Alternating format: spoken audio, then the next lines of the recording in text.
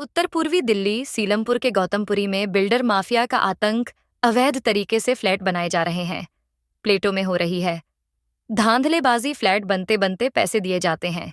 बयाने के नाम पर मोटी रकम लेकर वही फ्लैट किसी और को बेच दिया जाता है।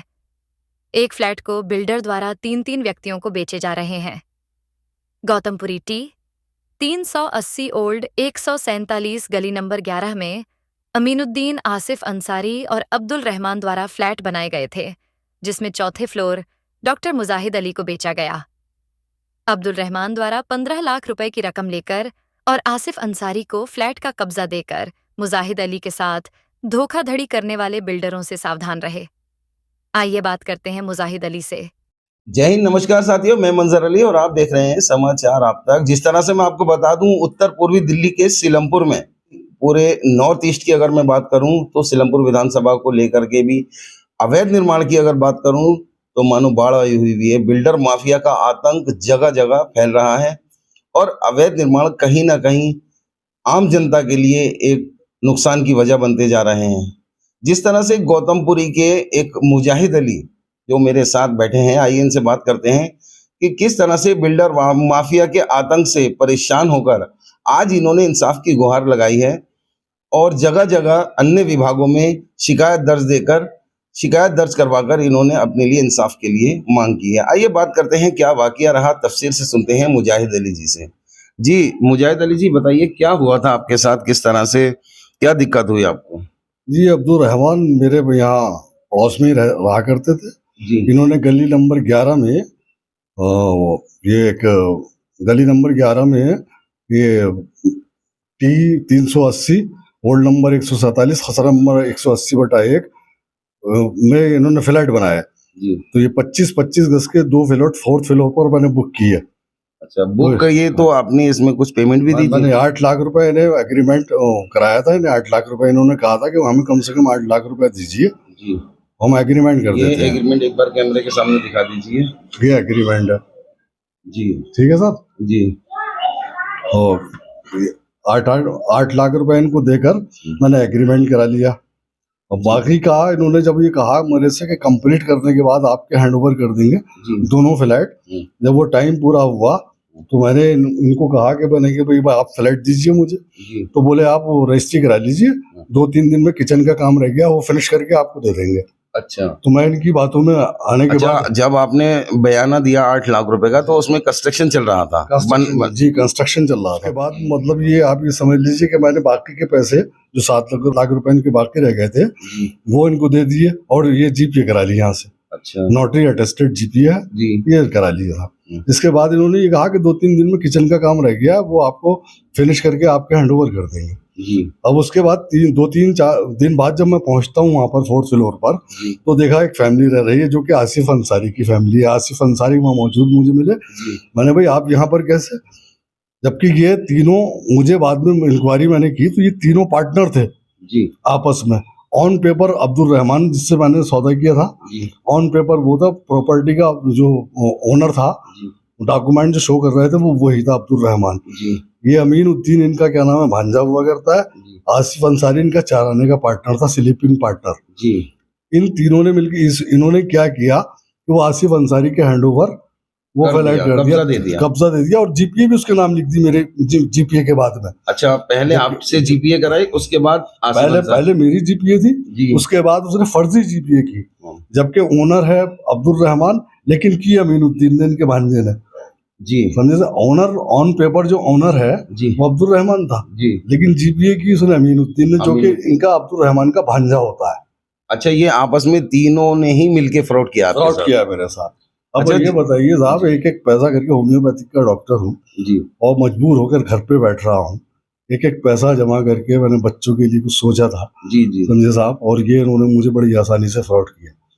तो आपने सुना डॉक्टर मुजाहिद अली साहब को, जिन्होंने अपनी जिंदगी भर की जमा पूंजी 15 लाख रुपए इकट्ठी कर अपने बच्चों के लिए फ्लैट खरीदे थे, जिसमें बिल्डर माने तो अब्दुल रहमान, अमीनुद्दीन और आसिफ अंसारी, इन 3 व्यक्तियों ने मिलकर इनके साथ फ्रॉड किया। पहले इनके साथ जीपीए की और फिर उसी फ्लैट की जीपीए किसी और के नाम बाद में करके उसको कब्जा दे दिया। और जो डॉक्टर्स हैं हमारे साथ मुजाहिद अली, इनको इसी आसरे में रखा गया कि अभी काम चल रहा है, कुछ दिनों बाद आपको कब्जा दे दिया जाएगा। मगर जब डॉक्टर साहब वहां पहुंचते हैं तो देखते हैं कि वहां आसिफ अंसारी अपनी फैमिली के साथ उसी फ्लैट में रह रहे हैं।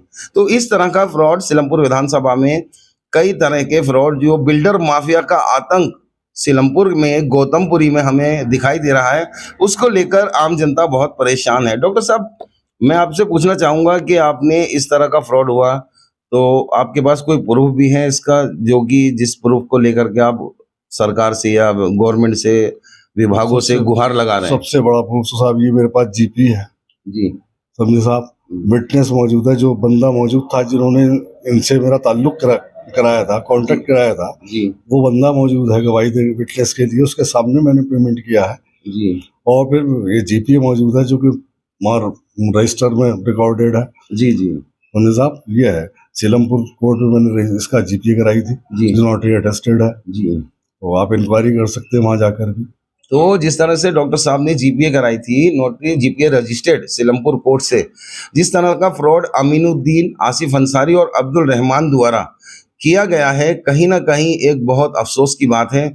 और अनेकों विभागों को शिकायत देखकर डॉक्टर मुजाहिद अली ने इंसाफ की गुहार भी लगाई है। सीलमपुर की अगर मैं बात करूं तो नॉर्थ ईस्ट में नए नए बिल्डर द्वारा जो आतंक फैलाया जा रहा है, आतंक यह कि वह एक फ्लैट 4-4 आदमियों को बेचकर भाग जाते हैं और आम जनता का पैसा खाकर चले जाते हैं।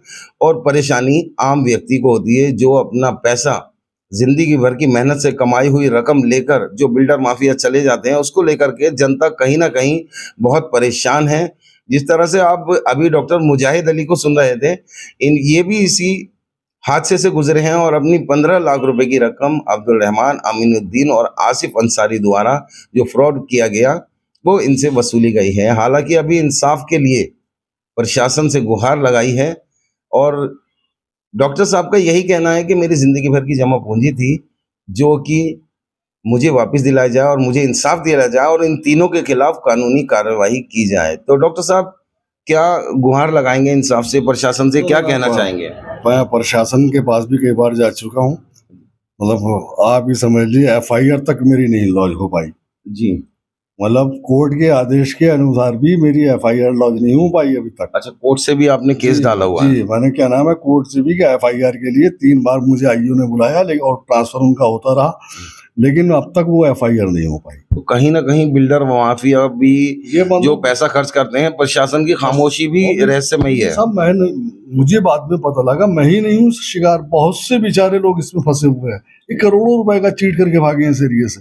और दूसरी जगह इनका काम कंस्ट्रक्शन चल रहा है, वहां भी ये फ्लैट बना रहे हैं, कहीं मैंने सुना है जी। इधर भी आप चले जाइए कल्याण के पास भी ये किसी गली में फ्लैट बना रहे हैं। तो ये इस तरह की चीटिंग कर रहे हैं और बड़े हौसले के साथ जी। मतलब आप ये समझ लीजिए इन्हें इतना सा भी कानून का खौफ नहीं है। हाँ, प्रशासन का खौफ ना होते हुए बेखौफ लोगों के साथ चीटिंग हो रही है, बेखौफ कर रहे हैं सीना तान के साथ और वेल सूटेड बूटेड होकर जी। मतलब आदमी देखे तो देखकर दंग रह जाए जी। इस तरह से ये बिल्कुल रहते हैं कि जिस तरह से आपने देखा कि डॉक्टर मुजाहिद बता रहे हैं, बूटेड क्लीन वाइट लिबास के अंदर काले कारनामों को अंजाम देते हुए अब्दुल रहमान, आसिफ अंसारी और अमीनुद्दीन द्वारा जो डॉक्टर साहब के साथ फ्रॉड किया और इनसे मोटी रकम वसूल कर अपनी झोली भर ली। इसको लेकर के सीलमपुर की जनता से, खासकर नॉर्थ ईस्ट के फ्लैट बनाने वाले सभी लोगों से और फ्लैट खरीदने वाले सभी लोगों से मैं गुजारिश करूंगा, इस बात का ध्यान रखें, फ्लैट कंस्ट्रक्शन पर ना खरीदें, तुरंत पैसा दें और कब्जा लें और जब भी खरीदें, ताकि आने वाले समय में डॉक्टर मुजाहिद अली की तरह आप भी परेशान ना हो।